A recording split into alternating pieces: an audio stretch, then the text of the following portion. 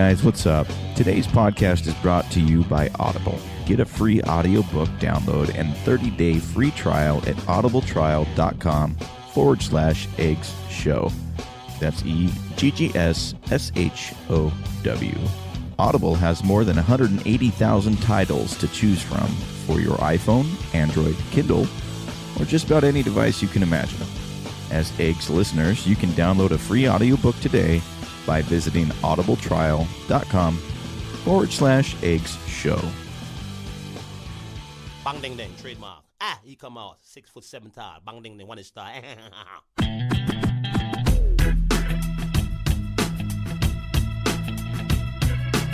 dong ding dong ding dong ding dong ding dong ding dong ding. This is a perfect day. Woke up to the sound of the garbage truck again. Upstairs neighbor's toilet's leaking on my head. Cars broke down, I missed the bus that runs at 10. I had a feeling this was a day to stay in bed. I finally left my pad right on the jumbo's cloud roof. A police officer pulled out his gun and said, I said, sir, you got the wrong guy. I guess it's just a perfect day.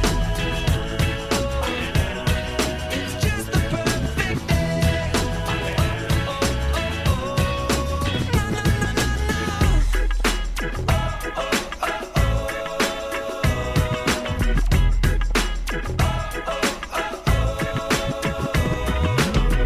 Hey everybody, welcome back to Eggs. This week we have a special guest, Becca Moros. Becca is a professional soccer player playing here in Salt Lake City in the women's or National Women's Soccer League for the team, the Utah Royals. In addition to her soccer career, Becca is the inventor and entrepreneur behind the Footyboard. The Footyboard is a tool that helps soccer players of all ages and abilities improve their skill and level up that ever-important first touch. Get yours now or learn more by visiting thefootyboard.com. But now, to talk business, entrepreneurship, life, sports, and just a few short days before the Royals FC first match of 2019, this Saturday, April 20th, join me in welcoming Becca Moros. Hey, Becca. Hey. Hey, guys. How are you? Thank you for making the time to come in and talk with us. Really appreciate it. No problem. It's a pleasure. Yeah. Give us a little history about yourself. You're from New York? Is that what I read? Yeah, I grew up in New York. My whole family's still in New York. Brother Okay. and sister both live in the city. My Like sister, New York, New York or City. like Rochester? Because you never... Yeah, right. Everybody says New York, but... I was born in the city, Okay. and then we moved out to the suburbs. My mom had an office in the city. My dad worked just slightly north of where we lived in the suburbs. So I grew up probably 7 minutes north of the Bronx. Okay. On mainland New York. That had to be an interesting area to grow up. Do you like it there, or is it kind of... It was great. I'm Yeah. super suburban, right on the Long Island Sound. It was a nice place to live, good public schools. We all went to public schools. My dad grew up in Queens, so he's a New Yorker from his early days. My mom's from Connecticut, so my whole family's pretty much in the Northeast. Okay. Yeah. Nice. When did you start playing soccer? Like, were you barely able to walk, or did you kind of pick it up in high school? No, I'm 34, so Yeah. nowadays people pick it up when they're 5. Right. When I started, I was probably 7 to 8, which Okay. was, normal. But yeah, I definitely had an affinity for it right away, and I got lucky with a pretty exceptional coach early on who had just tremendous passion, and I think that's why I latched onto it in such a big way. Nice.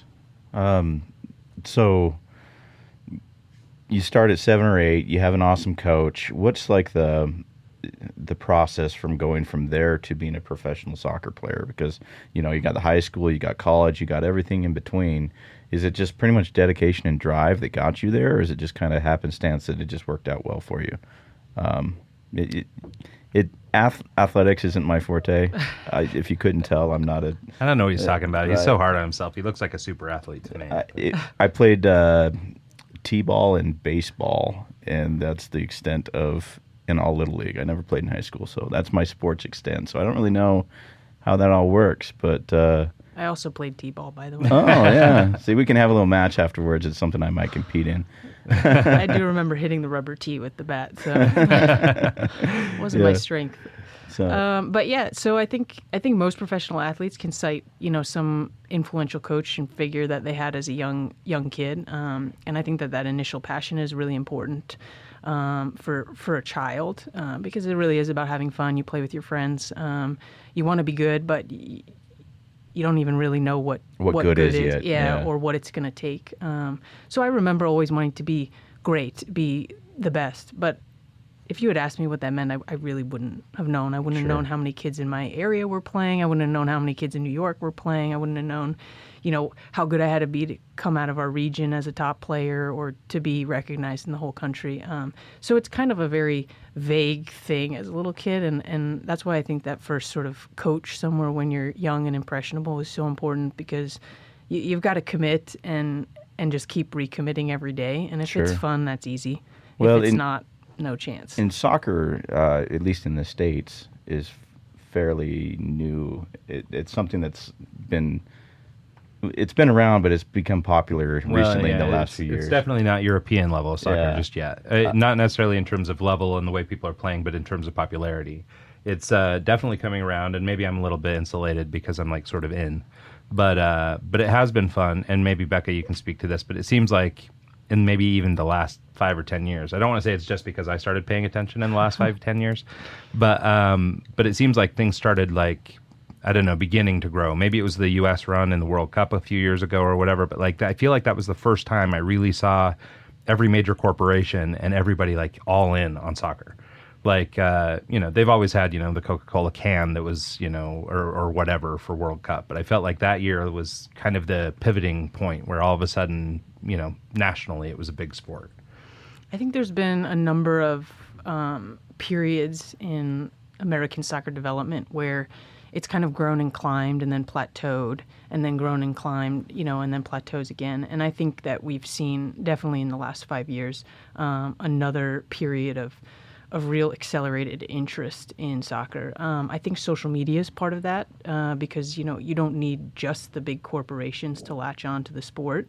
There's more people playing soccer than any other sport in the country, and it's now, the marketing and everything is in the hands of the individual and the individual players as well. So I know that's been huge for women's sports. Women don't tend to get the biggest endorsement, sponsorships, and media coverage, but with social media, I think the women's professional players have huge followings, even bigger than the men and their counterparts. So I think that's been a massive thing. Yeah, that makes sense. Well, and it seems too that, there's been just a little bit of a resurgence, at least in MLS where they're bringing in former European stars and things. And it seems like at least kind of culturally here in the States, we really like the big name guys, like in NFL or in Major League Baseball or whatever. We like the big celebrities. We need our LeBron Jameses.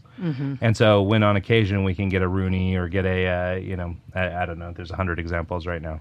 But when we can get somebody like that to come play here, even if they are maybe near the end of their career in Europe or maybe done in Europe, the fact that we have a big name, I think draws people in, and that seems to have been kind of something that's changed over the last 5 or 10 years too. For me, it was when the Sounders came to Seattle. I had no real interest in soccer. I never really followed it I still don't, to be honest with you.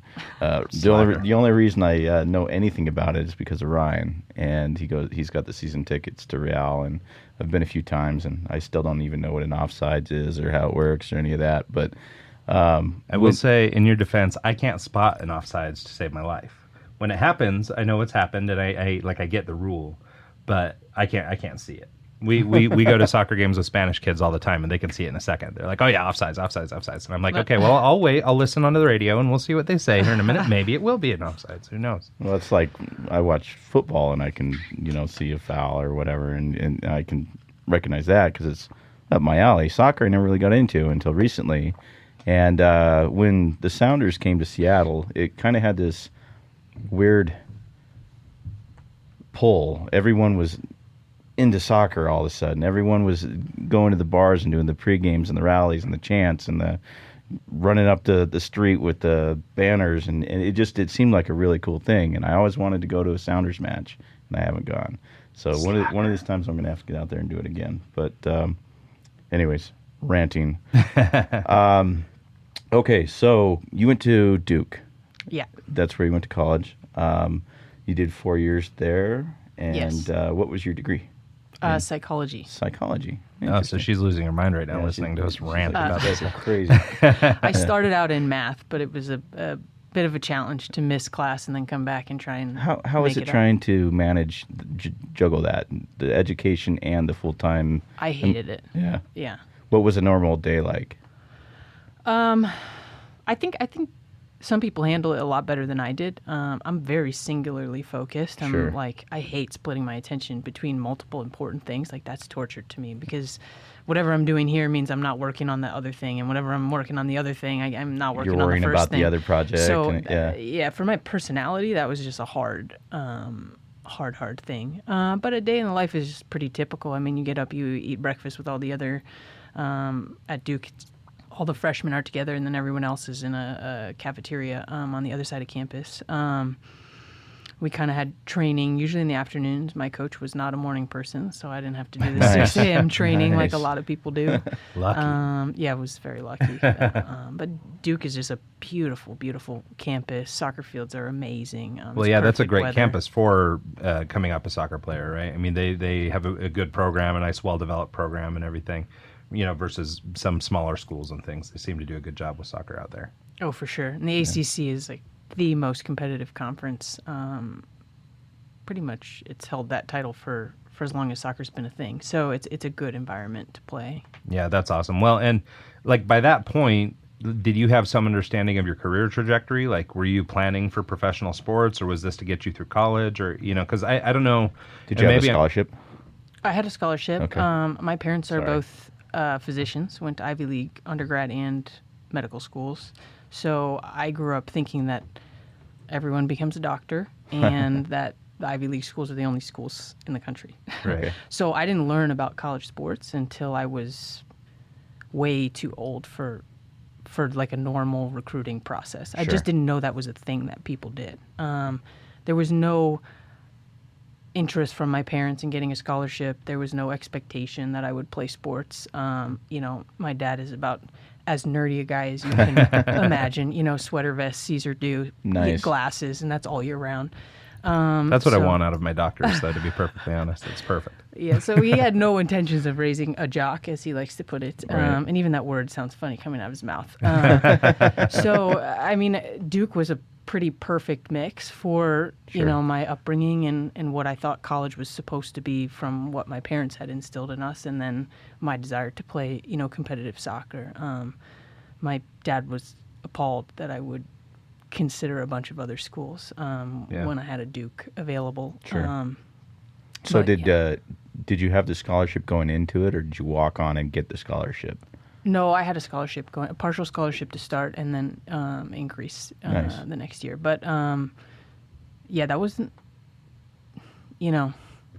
I picked for the education, Sure, yeah. just knowing that Right. you can always get injured, and there was no professional soccer Yeah, sure. league. I mean, I guess professional sports is a long shot. And also, I mean, the period of time you're going through this, I mean, like women's sports, even though they've been around in one form or another, like, I mean, they're gaining legitimacy now. So we're starting to feel good about women's sports and the future of women's sports. But back then, even just 10 years ago, 15 years ago, it was totally a different world for women. And so maybe there wasn't a clear line to professional sports for you. There wasn't. And so it makes sense that you might choose based on education. So because they didn't know, or Yeah. or at least if you even did wind up professional at the time, how could you possibly get paid for it or make a living doing it? Yeah, I mean, my parents were extremely supportive. They were big believers in hard work. Whatever you commit to, you do. commit fully, and you apply yourself, and you think for yourself, and you work on things. So they definitely approved of my approach to soccer and my attitude, and have, my dad's probably my biggest fan, even though he never played sports, Sure. not much. And my mom didn't get to play sports growing up because she's almost 70, and that just wasn't wasn't around. the thing. Yeah. yeah, she swam, and that's what everybody kind of did at the beach and whatnot. But she didn't compete on the field or court or anything. Yeah, that makes sense. So then, I guess as your career or potential career, advanced and you started working your way through school, like, I guess what did that transition look like when we started going from college sports to now? Do we get into professional sports right away, or are you working at KFC while you are practicing on the weekends? Like, how does that work? Because like you said, the women's league was very underdeveloped at that moment. Not to mention just how difficult it would have been to survive doing it. Like, what does that transition look like for you coming out of school? I was going to leave school a little bit early, graduating, but just leave a little early. My teachers are going to work with me to go play in Sweden for a coach, Pia Sundaga, who then later became, the U.S. national team coach. But before I was heading there, she got picked up by the Chinese national team to go assist them through an Olympics. And so that team pretty much fell apart. When they lost kind of that pivotal leader. Were women's sports further along in Europe? Just, since you bring up Sweden, I'm thinking of things in the context of here, but I know you played in Japan and some other places as well. Like, were European women leagues more advanced or further along in sort of their evolution or their development than we were out here in the States? We had one failed league at this point, so we had tried to launch a league, the WSA, on the heels of the '99 World Cup. And that they spent a fair amount of money. It was not sustainable, and they folded that league within 3 years. Oh, wow.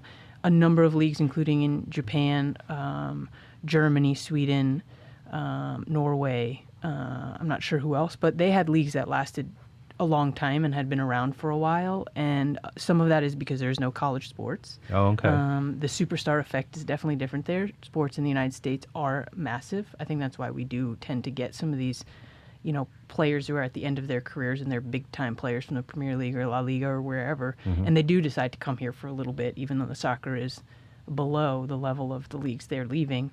You get kind of a massive sporting experience in the United States. And so I think that's always been a tough thing for women's sports here, because you have to be larger than life to exist in American sports. And overseas, some of these countries, the younger players were still in college while they were playing, or they're working, during the day and training at night. So they had different setups where the leagues didn't have to be fully paid professionals. And they're also, their government and their, whole structures are a bit different. Sure. So I don't know what the support was for those leagues, but they were able to last for decades before, we were able to. Well, and I think that's a good point about the college system, just that they weren't, doing our route where you go from high school into college, then college into professional sports. They're kind of circumventing that. And I guess even now they must do that to some degree, because that's how you wind up with like these 14-year-olds playing for Barcelona and things like that, because they're circumventing. Yeah, I can't remember the guy's name. He's from like Sweden or Norway or one of these Nordic countries. But yeah, he's playing for them now. But I think they have whole school systems and everything. They're out of control. So, but yeah, really cool. So, okay. So as you're going and you start to go down this path and you start playing abroad, how does that wind you back to the United States? At what point do you end up here again? And what does that look like? Washington Freedom had been a team in the first league, and they had kind of stayed and existed as a women's league team, and doing a bunch of exhibition matches for 6-7 years, in basically waiting for another league to come around. So I ended up linking up onto that team out of college and playing with a bunch of players who were either former pros on and off the national team, or players like me who had left school, and there wasn't a pro league yet. We all knew that the league was in the works, with whatever variability that could mean. So I didn't have the feeling, I'm going to be waiting for a decade for a league to come around. I better go do something else. It was like, probably be next year. Keep working, keep training, and it'll there could be something soon. Yeah, another 12 months and we'll have a league. And that's ultimately what happened. And the Freedom in Washington became a team. And so I got to stay there and play there for the beginning of my career. Great. Well, so, I guess that experience playing Washington was probably pretty impactful for you. Your first team out of college, your, first step into professional life. What are the ups and downs of being a professional athlete? Obviously you train a lot. I assume there's injuries and things like that along the way. But I guess, can you talk a little bit about just sort of that experience of being a professional athlete, and beyond that, even just, being a female professional athlete? Because I think it's maybe a little bit different experience. It was definitely an easy transition for me. Just, I've always been a very intense and serious person. So being, signed onto a team with a whole bunch of other really competitive, intense people was an easy thing for me. The biggest sort of learning experience I first had was just having international teammates, and some stellar ones who were just, unless you played on the national team, you weren't going to get to play against those players. And, even if you played on the national team, you weren't going to get to play with those players in Right. practice. But now they were on our teams. And that's when I first fell in love with Japanese football, because I had basically Japan's biggest superstar, their Mia Hamm, was on my team in DC, and she was just lights out. I mean, it was like breathtaking. Oh, that's awesome. And so that kind of showed me, hey, there's another way somewhere. And, I like that way. So I got to find a way to learn and figure out how do you get to be a player like that. So Washington was definitely an extremely important first experience for me. And it was just a great place to be with a lot of really awesome people. Well, and it sounds like you may have found your way anyway, just given your drive and your intensity and things like that. You may have worked your way through anyway, but I think that's really insightful that you could look at the experience of others and your thought is, I need to go learn Japanese ball. Look how hardcore this chick is. Versus, just assuming you know the way or that you're the right one. Like I think being open to other people's experience is really key. So I think that's awesome. So from Washington, where did we go? After my first season in Washington, I actually followed that Japanese superstar back to Japan and trained there for 3 months in the off season. And that just completely changed my approach to training. I felt at that point in my career that I already knew how to do it the American way. I knew how to be fit and strong. I knew how to work hard. I knew how to hustle. I knew how to do a lot of things at a really high level, which most players, by the time you're 22, 23, you should kind of have mastered this world that you grew up in. And then that basically opened up a whole new door of educational opportunity for me in terms of technique, and then the sort of balance of where technique and tactical sophistication allow you to create advantages for yourself. And that I really learned from being exposed to Japanese football. So I came back after that 3-month period in Japan and was transitioned to play outside back, because U.S. national team and Orlando Pride player Ali Krieger was supposed to come sign with us from Germany and be our outside back, and she ended up re-signing in Germany. So you kind of defaulted to it, or? We had another player playing there. I was playing in the midfield, and she went down in like our first game of the season. Oh, no. So I had to bump back, play outside back, and I was marking Marta in my first ever game as an outside back, and she was the World Player of the Year at the time. So it was kind of like a sink or swim. Sure. And I enjoyed it. I enjoyed it a ton. Yeah. I mean, like in baseball, if a first baseman gets transitioned out to outfield or catcher or something, it's a whole different thing. Is it kind of similar like that with soccer, where, switching a role or a position, do you have to relearn the game, or is it kind of like just, this is my zone, I kind of do the same thing but over here? All the positions are really different. Sure. But the game itself is really fluid. So it's just kind of how you apply the same techniques or tactics. People do have strengths in certain positions. They don't transition to other positions that well all the time. Okay. Some people do, some people don't. So what changed in your position going from midfield to outside back? Is that what it was? Mm-hmm. Yeah. The biggest thing that I enjoyed was that I controlled the beginning of a play. Oh, So okay. I felt like I could get a ball from very early on and make a decision about how our whole build-up was going to start. Whereas when I was in the midfield, I felt like I was at the mercy of whatever the people behind me decided they wanted to do. Sure. And at the time, we had, superstar center back from the national team, superstar forward from the national team, and man, they used to just ping balls over the heads of the midfielders the whole game long. So you just sit there watching. So I ended up, oh my God, I hated it. I was like, all I do is run here, and then they go there, and then, I never touched the every ball. now and then you might get to, yeah. Yeah. So when I transitioned to the back, I thought, oh my God, I get the ball all the time. I can see the whole field in front of me. I get to make the first decisions, and could play the way I want it to play. So is it kind of like, you're passing to, you're setting up the play in attempt to eventually score a goal. It like how far in advance do you guys plan? Is it like 4 or 5 moves out, and you're that in depth, or is it kind of more just like on the fly? Or I mean, like I'm sure there's not knowing the sport and being in tune with it. I don't know. I can't see him setting up plays and seeing this or whatever. How in depth is it? Like break down like a common play that you guys do. Like I wouldn't even say we ever have plays. Sure. Because it's just there's no timeouts. You don't set things up.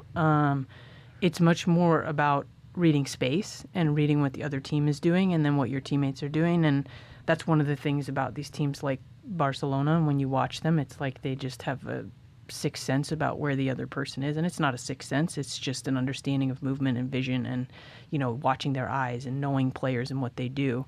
And so the better you kind of understand space and have good timing moving in and out of space, that's when you can kind of accumulate movement up the field that turns into like an attacking opportunity. Okay. Yeah, no, that's awesome. So obviously, I mean, as your career progressed, you bounced around from different clubs as we do, eventually landing on maybe your most important club, the Utah Royals. So how did you wind up out here? You're also allowed to like your other clubs. I just that's okay. I've liked every club I've played for. There's been a couple cities I've ended up in that I said I would never want to play in these cities, and I liked both the cities, liked the teams. So, I've had a great... Yeah, I suppose it's more about the people than the city most of the time. So yeah, and you have something to learn everywhere you go. It's kind of eye-opening. So I've had great experiences. I have bounced around, but our first league existed for 3 years and folded. Yeah, it's sort of Then the I went nature to of things, Japan. I think. Then I came back. Was traded a few times coming back into the league. So well, it seems like the opportunity for female players is like because of like what you're saying. I mean, the league was there, and then suddenly it's not. And so it seems like you have no choice but to kind of jump around a little bit. And like the trajectory for professional and women's sports might be different than like, and not to say the guys don't bounce around too, but because the NFL has been there for 100 years, they were able to pick a team and be on it for a while and things like that. But if your team, they still run into the same issues of being traded and this and that. Sure. I mean, how does that work? I mean, one day you're playing here and all of a sudden, you got to play here next week. Do they take care of you as far as the move and all the other stuff? Is it pretty? I mean, that would be hard to just up and leave and be somewhere one year and somewhere else the next year and somewhere else the following year. That's got to be rough. It can be pretty hard. It depends on the situation. Hopefully, you're getting traded into a city that's really excited about you, and the trade is because they do want you on their team versus part of some moving pieces, which does happen to people sometimes. And so, the club does a lot for you.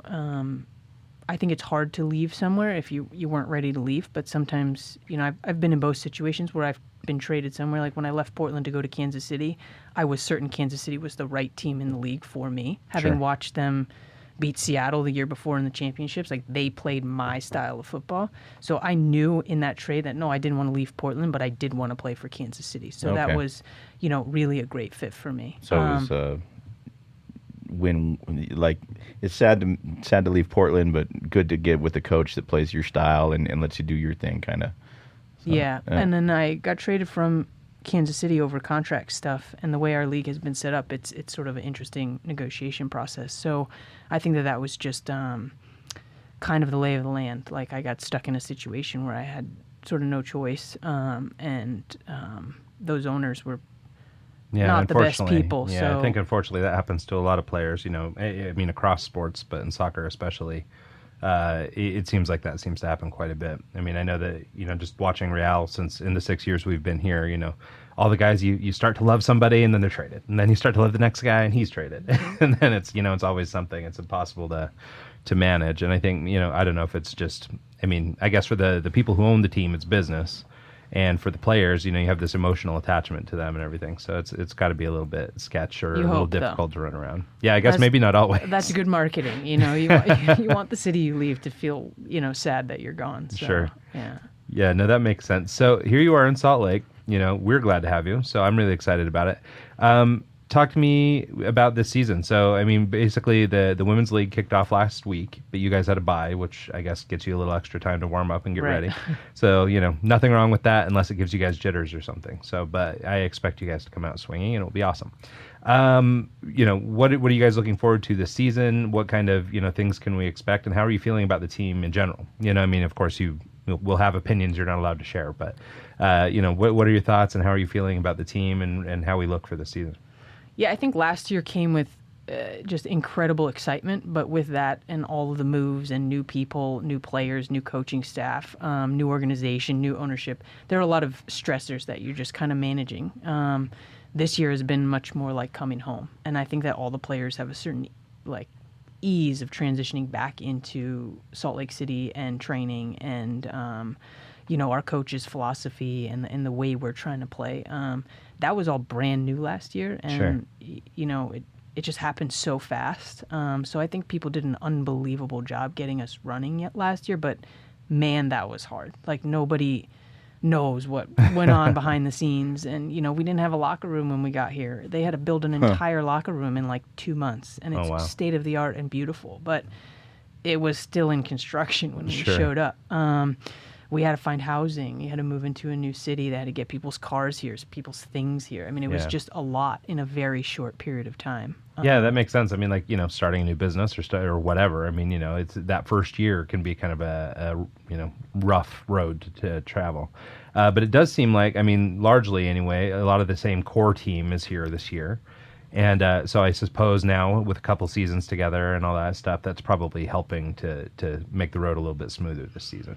Yeah, for sure. And I think our coach, Laura Harvey, did that a bit on purpose. We had enough, things to deal with last year. So kind of creating some stability and some core personalities and philosophy and style of play should help us this year. It already appears to be helping us. I mean, preseason is not the same thing as Sure. playing against other NWSL teams. So, we'll get a good test this Saturday with Washington.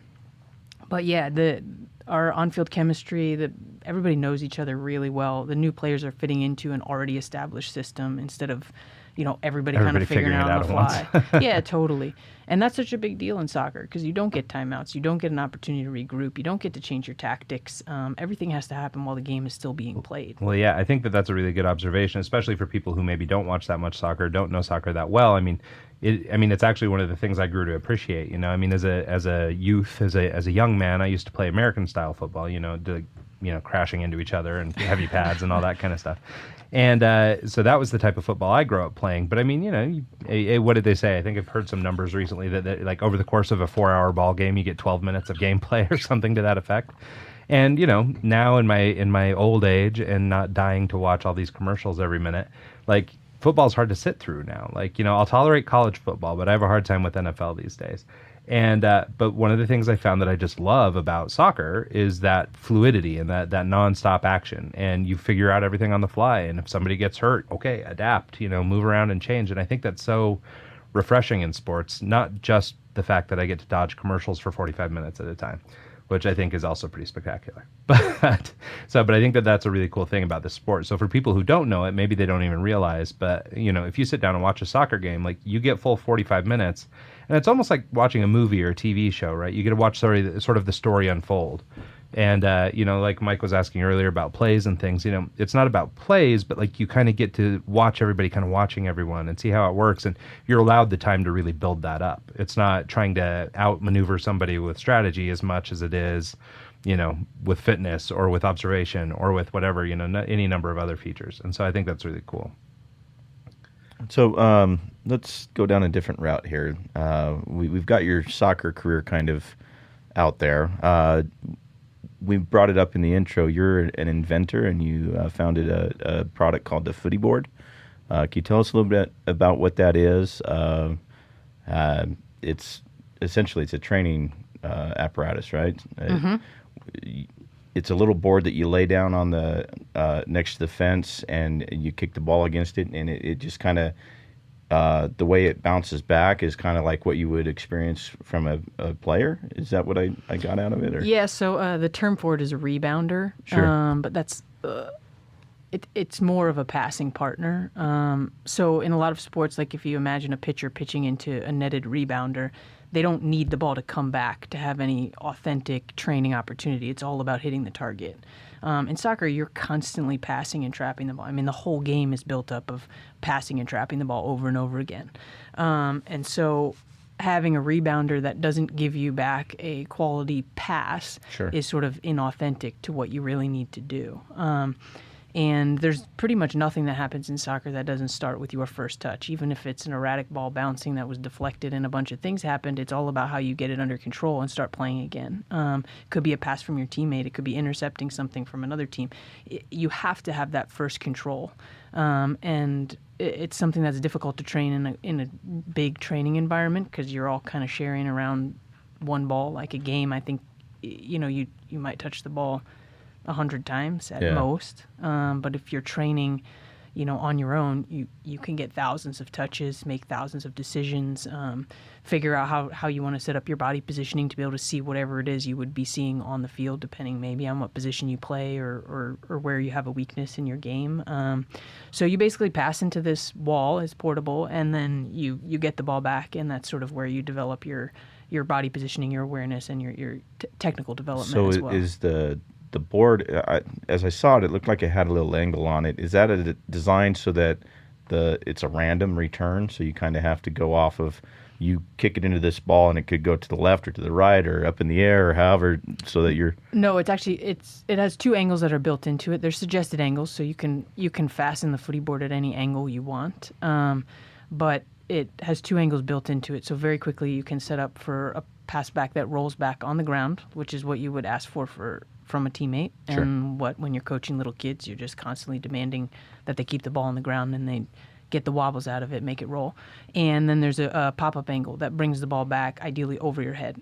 So one of the hardest things about trapping a ball out of the air is the ability to track the ball above your head and then back watch it down to your down. feet. Yeah. Because kind of what your eyes do when you look up and back down is they skip along. It's not like a smooth visual field. You kind of skip from each little level. And so going all the way above your head and back down is a very difficult skill in soccer. And you're not, like when you catch a ball with your hands, you can kind of follow it with your eyes the whole way and get your hands pretty close to your face. Your feet can't get any closer. So there's a certain space between what your vision is taking in and then where you control the ball. So it's sort of built into the Footyboard to push that angle that makes kids and players track the ball through the air and then back down to their feet again. Okay. So we talked a little bit about it before the show, but as you were describing the Footyboard to us, it's basically a rigid piece of material. It's got some wood inside it. And because of that, you're getting a more natural rebound kind of feel versus maybe a plastic or something that flexes a little bit. Is that, I mean, obviously it's by design, but can you explain why having a nice rigid board is the most important part?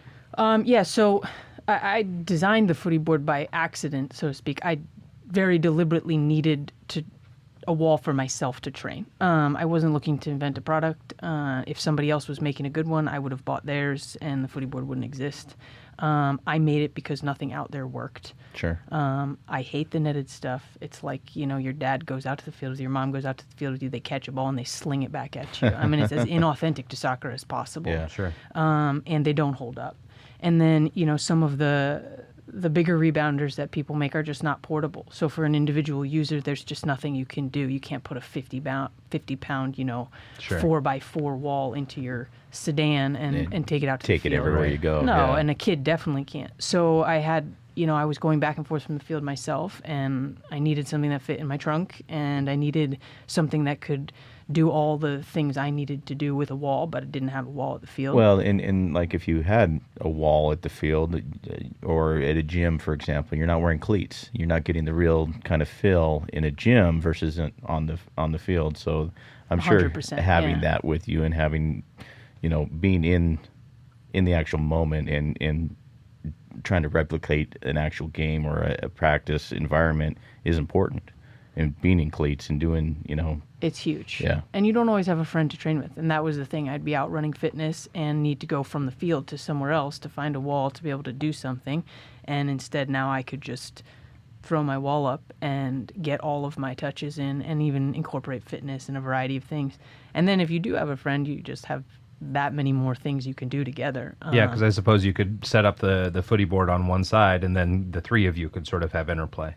And so, so I think that's pretty great. So for people who haven't seen the product yet, and we'll share it on the website and all that stuff, but like essentially, and I don't know the exact dimensions of the thing, but it's longer than it is tall and, very portable like she's talking about. And essentially, and I think this is one of the things that's most innovative about it, is it has this cool strap system so you can really attach it to like a chain link fence or whatever you've got available and really make a practice spot out of some place that might not otherwise be a good practice spot.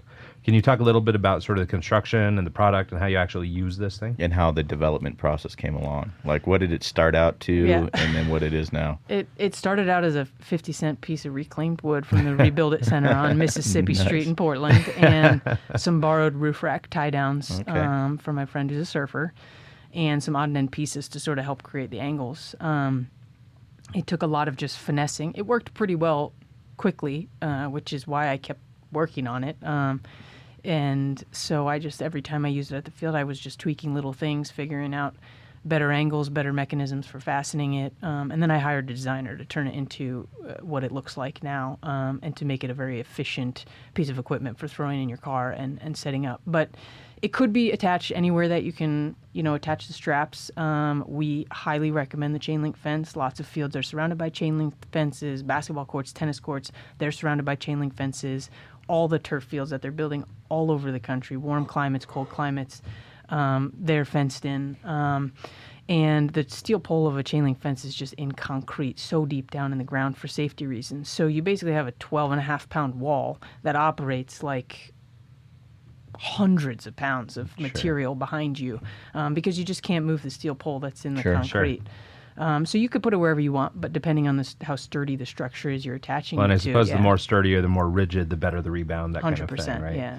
So, okay. Well, so tell us, so have you always been kind of entrepreneurial? So, because what I've heard as we've been unpacking your story here a little bit is that, you're very singularly focused and things like that. But for people who are entrepreneurs, man, that's a different skill set. That's 2 or 3 things or 100 things happening all at once. So how is somebody like you that's got this insane dedication splitting your personality up over all the responsibilities of an entrepreneur? That's probably my biggest challenge. Okay.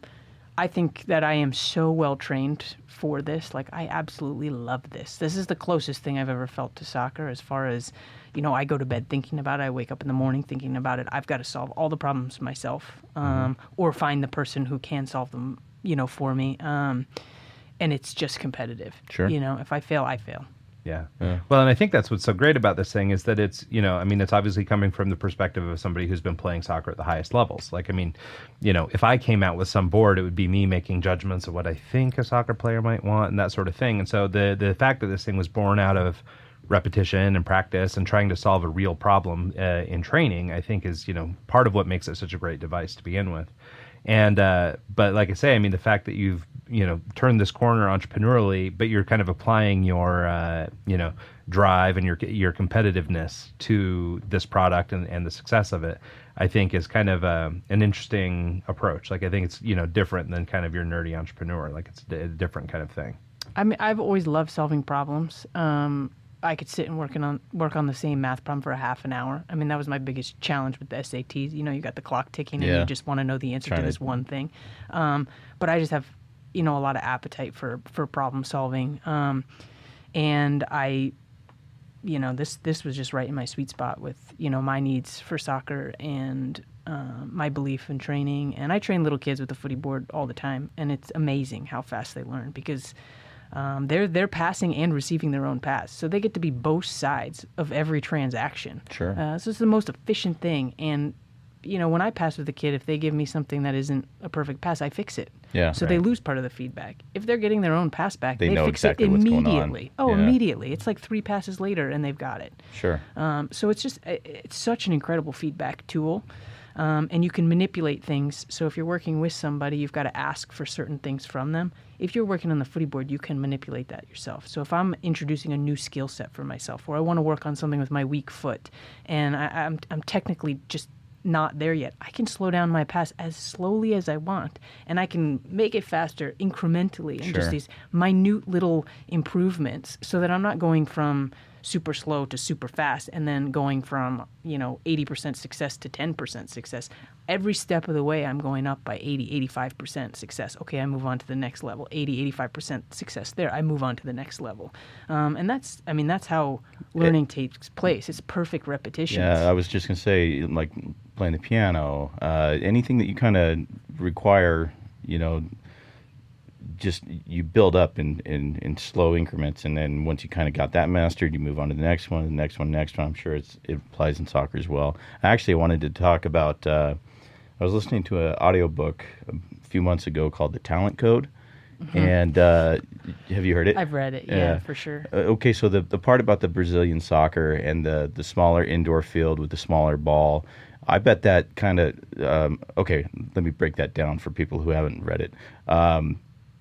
He talks about a coach in Brazil who would they had a smaller ball and they did it indoors, and it was a smaller court, and so everyone had more plays going. It's a faster rate than a normal soccer match, right? And because of that, they developed their skills quicker and were able to advance and became better soccer players. I'm sure with the footy board, it's kind of the same thought process, same kind of thing. You get the repetitions over and over and over again at a quicker pace, so your skill level goes up faster. Do you have any insight on that, or any kind of? I mean, you read the book, you know what I'm getting at. I slaughter it trying to get it out.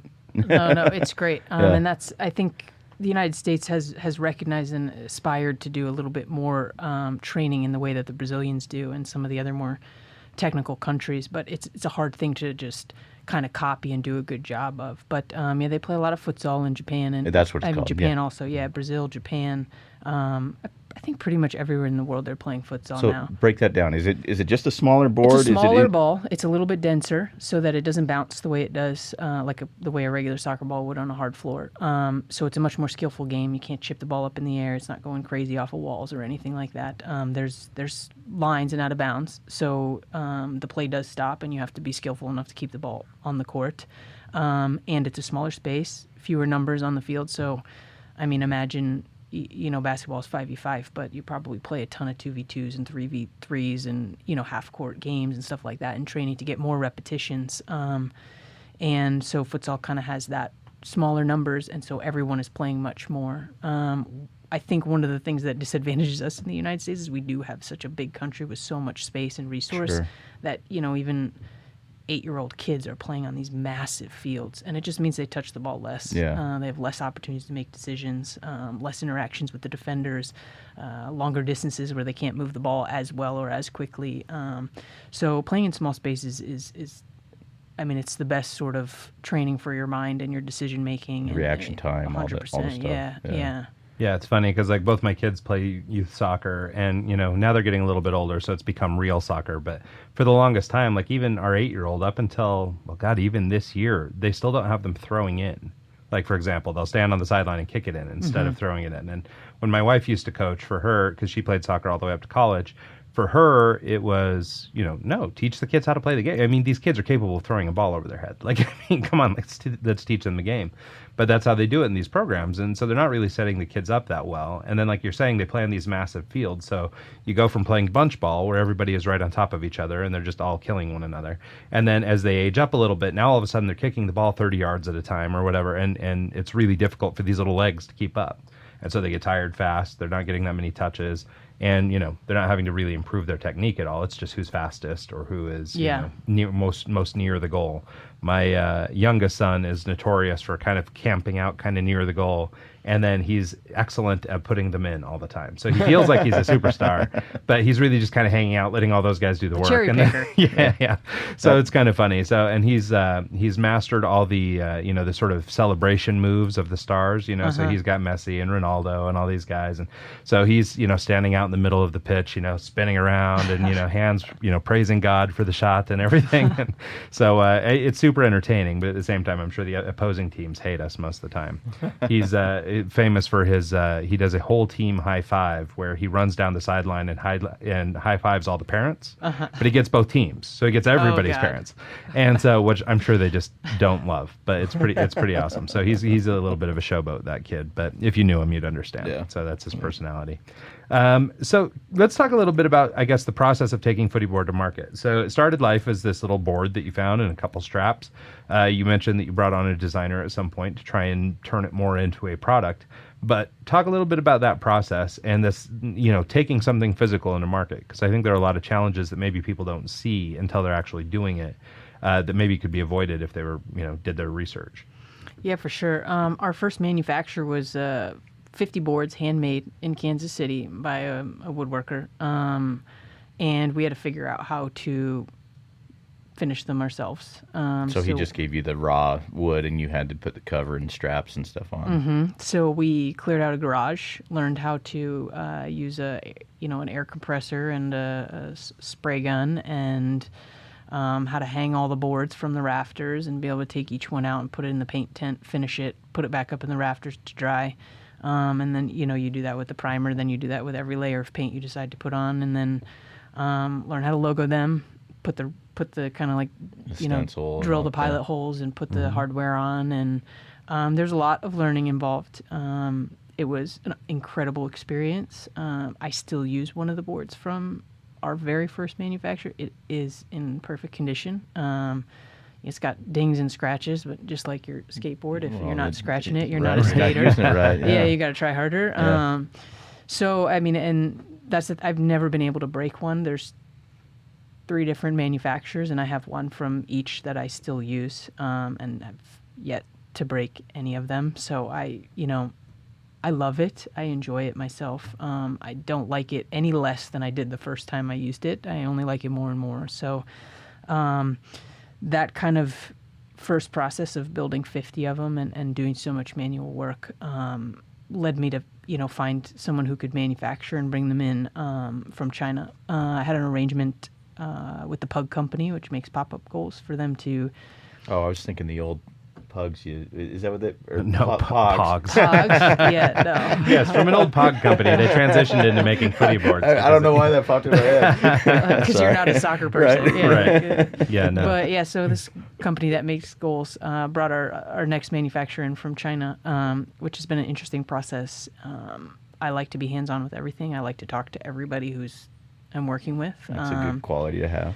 And, our manufacturer came in with some defects, and we had to, go back and fix those things. But now we're working to bring our manufacturing back to the United States, and which would be just awesome. And we're looking at some new materials that would make, these already durable footy boards kind of a lifetime warranty. So that would be cool. What's the price point on one? Like if I was to go out and buy one tomorrow? They're $250 right now. Sure. Just because we're Cost small of numbers. manufacturing, Yeah, yeah. like Yeah, we've makes never sense. been able to scale the way when I first made it. I hoped it was going to be like a $50 thing. Sure. And some experienced people were like, no No. chance. Yeah. Well, and honestly, though, I think it's all right. I mean, yeah, some of these things are expensive, but I mean, like you're talking about the durability and things. Like if they buy one in a lifetime, that lasts them through their 3 kids that are playing soccer or whatever, like you can't have charged them $50. You know what I mean? Like it has to be worth something. So I think that's great. And honestly, I think it speaks to the overall build quality and these other things too. Because, there's plenty of cheap solutions for doing things. There's probably a cheap way of making this out of rotomolded plastic, and some Chinese manufacturer would try and sell that as the product. But there's a difference between something like that's kind of the cheap version of this, and something like what you've got, which is made out of good hardwoods, real durable materials and stuff. And that's what makes it last, and that's what makes it of good quality and worth the investment. And, speaking of all the gains and things that you're talking about, the way that kids can mature playing with the footy board, that's totally worth it. It's cheaper than a private coach. It's, and so I think that the price point is great where it's at, honestly. So not knowing that much about soccer, that's my 2 cents for what they're worth. Yeah, I mean, if we can figure out how to do it more efficiently and cheaper, we will, because Sure. it just becomes more accessible to more people. Yeah. So that's always going to be a goal. But yeah, at this point, that's kind of, without sacrificing quality, that's where we've been at. Have you been able to scale pretty well, or is it like I assume that having your background in professional soccer, that's kind of a good platform to be on to have a product like this. Have you been able to use that to actually build the company and scale? We've done a lot of groundwork in terms of building the company, building that platform, building our marketing strategies and things. Our biggest issue has been supply chain and Sure. like not being able to have, reliably get product. So that's always left us in a position of like, well, we're going to run out. So Yeah. then what do we do? So And- why push when we don't have the product? yeah. So that's been our biggest challenge. And again, we're going to make another move to try to get a more sustainable, reliable supply chain, which may include manufacturing here in Utah, which would be unbelievable. So that's a big goal for us in the next 6 months or so. Neat. Yeah. That's awesome. So let's talk, I guess, a little bit about the future of the footy board, what your sort of long-term visions are for it and where you'd like to see it going, who your prime customers are and that sort of thing. Like, I mean, in your head, is this for like really young players? Is this for individuals or for teams? Like, where would who are you marketing to, and how do you hope to see it grow? I think the youngest kids, it's a terrific tool, but they do need help getting out to the field, and either a parent has to do that or, a skills coach or something like that. So in terms of the youngest kid, I think that's, while it's extremely valuable for little kids, just because of the feedback that's there, you just learn the right way, and then you don't have to fix all that stuff later. Sure. I think it suits more competitive soccer players, kids who are in club soccer, kids who want to compete at a high level in high school, maybe go on play college soccer. It is unbelievable training for pros. I mean, the most inquiries I get about the Footyboard through our, email or social media is from professional athletes. Well, it makes sense that, because those are the guys that are competing for that extra 1% of performance. You're already high level, but you need to be just that much better than your competitor. And so something like this makes sense. It also came to you a little bit later in your career. Maybe you'd have been stoked to have found one earlier on, but, you finally made one. And so I think that should be applauded, that you went ahead and took that and made that. So it's interesting that at the higher levels, that's where it is. But if they got into it younger, maybe they could level up early on. Yeah, I think every professional athlete knows, or soccer player knows, that training against the wall is a valuable thing. The Footyboard just lets you do more because of the size of it and because of the two different angles that are built into it. But a wall, if you have one, is excellent, and every professional soccer player knows that. So it's an easy sell for the elite players who need their extra 20 minutes of touches, need it during the off season. Maybe they're also coaching, and it saves your legs when you're coaching because you're not chasing bad passes or balls from kids. Right. You just they're working with them with the Footyboard. So it definitely has a huge appeal at the higher levels. But it's if I had this when I was a younger player, I would have been a better player earlier. I mean, without a doubt. Even now, I feel like I can barely get enough time training against the wall to really perfect all the different things and keep yourself sharp. Because you get rusty on certain stuff. Whatever you train is what you reach for. So if you're not training different skills, then you're going to stick to the ones that you're proficient at, and that basically come to your mind under pressure. So the Footyboard just helps you expand all of that stuff. So for kids, it's amazing. And so I think our market is pretty broad in that sense. I also have, I call them fantasies, but I think we're closer than it would be a fantasy. But I want these things on the fences in, inner cities, in cities that have basketball courts, in communities, in, parks and rec, schoolyards. I think these things can just be out there and accessible. And this next round of manufacturing is going to be incredibly durable. I mean, like lifetime warranty durable. So if you just stick it out there, you can leave it there. And I think that kind of encourages that sort of pickup culture, that get the first kid out to play, and then somebody's going to see him or her and want to go play too. Yeah. And and then now you've got 1v1s, you get another kid out, and you've got 2v1s, you get another kid out, you got 2v2s, and before you know it, you can try to create that pickup culture that we've sort of had trouble building in the United States in soccer. Yeah, I saw a pickup game for basketball the other day, and I was shocked. I was like, oh, well, I haven't seen that in a while. That's pretty cool.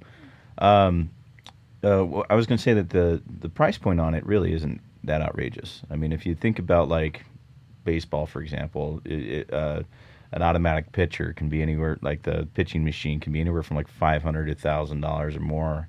And really for a $250 price point and what it brings to the game, totally worth it in my opinion. It seems like it's not that overpriced to where it would price out of the. Yeah, I don't think it's overpriced. I just think that the vision behind the Footyboard was to empower people to be able to develop on their own at the highest levels. So, you want it to be accessible to every kid, and not just your Christmas present opportunity. If we can get it into a place where a kid can just throw it in the car, take it to practice, get there 15, 20 minutes early, get their touches in, and then start training. I mean, that would be the most brilliant way to train, have every kid using a Footyboard for 15, 20 minutes before you train, getting 1,000, 1,500 touches before you ever play. And now you go work on the stuff where you have all these teammates and you need all these people and you got to work on tactics and stuff. And then you already have that technical, refinement to allow you to do that higher level stuff. So that would be, in my opinion, would be the ideal thing for any soccer player, is to get your 15, 20 minutes of really critical touches where it's just you thinking about you and figuring out what you need to do and develop. And maybe it's coach guided. I mean, that's totally great too. and then going into your training sessions. Speaking of coaching, is that kind of next on the board for you, or are you going to go? Okay. Yeah. Are you already coaching, or is it kind of? I always coach kids in the off season. Sometimes more than other times. Last year was hard for me because the footy board stuff was just a lot. Yeah. So I didn't get to coach as much as I would have liked to. But yeah, I mean, I digest soccer all day long. I'm watching games, rewatching games. I love the tactics of the game. I hope to coach at the highest levels. I look at my teammates and I'm like, man, if I had ever had the opportunity to coach players like these, I would be in heaven. I mean, they're just so excellent. How does that process go? Do you have to kind of take on the youth league and hope that a college spots you out and then kind of go from there? Or is it kind of, with your background, can you kind of walk on to a club level coaching job? Or yeah, I think there's a lot of positions I could walk into right away. Obviously, at the highest levels, nobody gets to just walk in too easily. Especially the more established the leagues are, it gets harder and harder to break in. U.S. Soccer has really ramped up their licensing stuff and requires certain licensing for certain levels. So that's only going to get more and more stringent. And so I've started that licensing process. Actually, Utah. Our team, the Royals, had hosted the C license last year for all the players in the NWSL who wanted to attend. So they made that possible for us to get our C licenses last year. So I'll continue on that process. It's kind of required. I'd love to go over to Barcelona or Spain or go somewhere else. And, I'd love to go back to Japan. That's some of the best football I ever played. So I would love to know what's behind their philosophy. Japanese is a little rusty now, so I have to do a lot lot of studying. Were again, you fluent at one point? I wouldn't say fluent. I definitely had, because I was illiterate, like I couldn't read. Sure. I probably learned 200 kanji before leaving, but it just... Kanji's the actual text. Character. And I think you have to learn a few thousand before you can graduate high school, something like that. Sure. So I had a long way to go with that. But in terms of like the spoken language, I was pretty good. I'm a perfectionist. I would have liked to be a lot better. Yeah. Like I couldn't have talked about business, or I could talk about the joints in my body and my ligaments and things and anything that came up in a soccer environment or everyday life. But there were plenty of subjects that, I just didn't touch on when I was there. Sure. Well, it's hard. I mean, I lived in the Philippines for a little while, and just learning that language, you come across words as you need them, and then you figure out. I remember I was there when 9/11 happened, and that's how I figured out what the word war was. Gira. Someone was talking about, did you hear about the war? And I had never heard that word before, and he was talking about the 9/11 event, and it kind of was like, whoa, just an interesting kind of thing. But yeah. So Ryan, what? Yeah, so I guess to sort of put a bow on this thing, I guess let's talk a little bit about just where you can get the footy board. Also, let's talk a little bit about the kickoff of the season. We got the home opener this weekend. Anything you're really looking forward to, or anything we can be excited to see this week when we kick off? Yeah, I think we'll probably have a sold-out stadium. We did last year. What's capacity there? 22,000. What did they do for you guys? The whole thing? 22,000? There's standing room, and I think that might push you up to 22. I think the actual seating is just under 20,000. Wow. They're playing at Rio Tinto Stadium, which is the same place where Real Salt Lake plays. It's the MLS stadium here in town. And I mean, the environment there is amazing. I'm excited to get back into the women's league this year. We saw a few national team games and stuff last year, but I didn't make it to many Royals games, so I'm excited for this year. And but that'll be a big, exciting thing. I guess outside of that, where can we get the footy board, that sort of thing? Well, to finish that thought, you get your tickets, realsaltlake.com, rsl.com, flash seats, wherever you want. But go find some tickets coming out to the game. It'll be super fun. So, but now, where can they get the footy board? You can buy online at thefootyboard.com. That's the only place we're selling right now. And, follow us on social media too, at the Footyboard. We try to put out a lot of useful content for training and training ideas. And we love to see the things that other people come up with training-wise, and just kind of have that community of sharing ideas. And, it's really rewarding to interact with people and who are also passionate about the game and see how they do what they do. But yeah, you can buy it at thefootyboard.com, and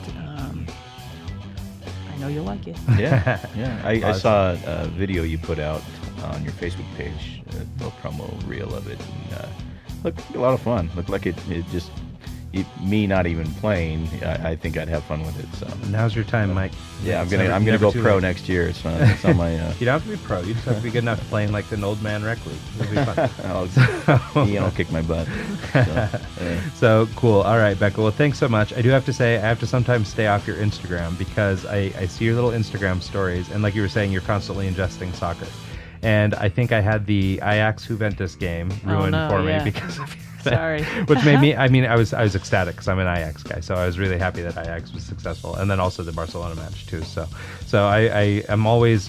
My problem is I can never find time to watch the matches, so I watch them in the morning while my kids are getting ready, and so I watch them like a half at a time over 4 or 5 days. So when you're finally publishing your thing, or when I finally see it, the game's 3 days old. It's not like it's a spoiler, but like for me, I'm like only, in the 45th minute. And so anyway, so I have to kind of be careful when I'm on social media to make sure that I don't catch you spoiling the scores for Sorry me. about that. Yeah. That's all right. I won't hold you personally responsible. I realize you don't craft that content for me. Not too much enthusiasm, Good things happening. No, that's amazing. So cool. Well, thanks so much, Becca. We really appreciate you coming on and doing this with us. It's been a little bit of a feat to make it happen, so we're glad we can finally get it scheduled. And timing-wise, the fact that we got you just days before the season kicks off is really exciting too. So best of luck this year, best of luck this season, and best of luck with the Footyboard. Thank you. Really enjoyed talking to you guys. Yep. BeccaMoros.com. Instagram, I think, is Becca Moros as well. And it's Moros. Yep. Becca Moros. Moros, my bad. Sorry. Yep, come on. Yep. Enunciate, child. Yep. All right, cool. Well, and with that, everybody, thanks to the guys that tuned in on the live stream. Thanks for everybody else who will listen to this show later on today, because we're kind of late publishing because we're supposed to go live on Thursdays and it's already 3:30. But and yeah, that's it. So everybody have an awesome week. We'll see you next time.